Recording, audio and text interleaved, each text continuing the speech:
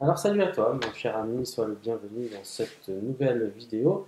Aujourd'hui, eh bien écoute, j'en profite pour te parler de quelque chose qui revient assez souvent. Là, tu vois, j'ai reçu un petit colis Amazon et donc je vais te répondre à la question, a-t-on le droit, tu vois, de mettre l'adresse de son site internet sur ses packaging? Et donc là, si tu veux, voilà, je ne sais pas si tu connais cette marque, la Spigen. C'est une marque qui fait des accessoires, des coques de protection pour téléphone. Et donc, il y a beaucoup de gens qui ont peur de mettre l'adresse de leur site internet sur leur packaging. Et donc là, à l'instant, j'ai reçu, eh bien, si tu veux, l'emballage qui est très propre et très bien fait. Donc, Spigen, c'est une marque qui a vraiment connu son succès, notamment grâce à Amazon. Et si tu veux, voilà, ici, eh bien, en tout petit, là, je ne sais pas si tu vois, eh bien, en fait, il y a l'adresse du site internet et tout ça pour te dire que, bien entendu, oui, tu as totalement le droit de mettre l'adresse de ton site internet. Il ne faut pas que tu aies peur d'attirer des gens vers ton site internet parce que Amazon ne se gêne pas pour récupérer des clients via tes produits. Donc, toi, en l'état, eh bien, tu as tout à fait le droit de mettre ton adresse de site internet. Voilà, c'était vraiment une petite vidéo à ce sujet parce qu'il y a beaucoup de personnes qui pensent qu'elles ne sont pas autorisées à mettre l'URL de leur site internet et pourtant, lorsque tu fabriques ton packaging, eh bien, libre à toi. Après, il y a même là, si tu veux, sur celui-là, là, une adresse mail carrément et donc libre à toi, là aussi, eh bien, d'insérer l'adresse de ton site. Petite remarque aussi, si tu veux, tu vois comment ça a été fait là? Eh bien, si tu débutes dans la vente en ligne sur Amazon, tu vois là la personne a collé une petite étiquette avec son ASIN.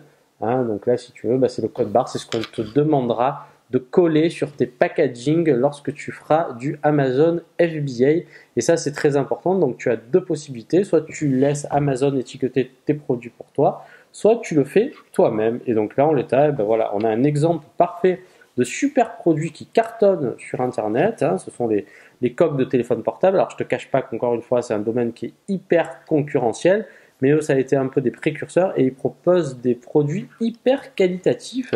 Et donc en l'état, là, c'est un produit qui coûte à peu près 10 euros. Tu vois, c'est tout fin, c'est facile à stocker, c'est du caoutchouc, ça craint absolument rien. Et si tu veux, voilà, Amazon après a son propre système d'emballage. Donc là, tu vois, c'est hyper fin. Et donc toi aussi, quand tu vas faire du Amazon, eh bien, les clients vont recevoir les objets de cette façon-là. Donc n'hésite pas, je t'encourage vraiment à mettre l'adresse de ton site internet. C'est très important. Voilà, c'était une petite vidéo, petit rappel là-dessus. Alors là aussi, j'en profite.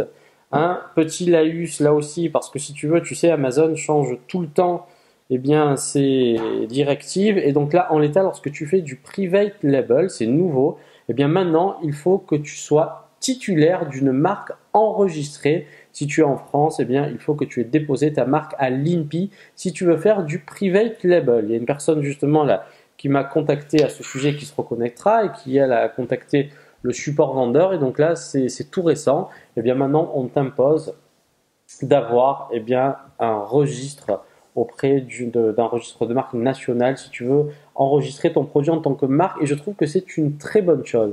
Pourquoi c'est une très bonne chose? Tout simplement parce qu'il y a énormément de gens qui vont venir se greffer sur tes offres sans avoir de marque, qui vont s'inventer une marque qui n'existe pas. Et le problème, c'est que ça casse complètement la concurrence et ta dynamique sur tes listings. Et donc là, en l'état, il va être beaucoup plus compliqué pour les tricheurs de déposer leur marque un peu à tout va comme ça, sans faire les choses correctement. Et moi, je trouve que c'est une très bonne chose. Donc maintenant, la marche à suivre, si tu fais ton private label, c'est de te renseigner auprès de l'organisme de ton pays afin de déposer ta marque et d'avoir ton certificat que tu pourras télécharger lorsque tu soumets une requête auprès du registre des marques sur Amazon. Donc il va falloir que tu te bouges un petit peu parce qu'il faut que tu saches qu'il y a un certain délai lorsque tu remets ton dépôt de marque. Alors là, notamment en France, c'est l'INPI. Il va falloir que tu attendes à peu près autour d'un mois et demi. Donc ne tarde pas. Encore une fois, si tu veux faire ton private label, et donc là aussi, attention, ce que je te dis là, c'est très important. Si tu ne sais pas encore où tu veux aller, essaye de déposer, si tu veux, plus ou moins une marque assez générique. Si par exemple, dans un premier temps, tu fais des accessoires de cuisine, mais que par la suite tu as envie de commercialiser des accessoires pour automobile, eh bien ne va pas déposer une marque avec le mot kitchen.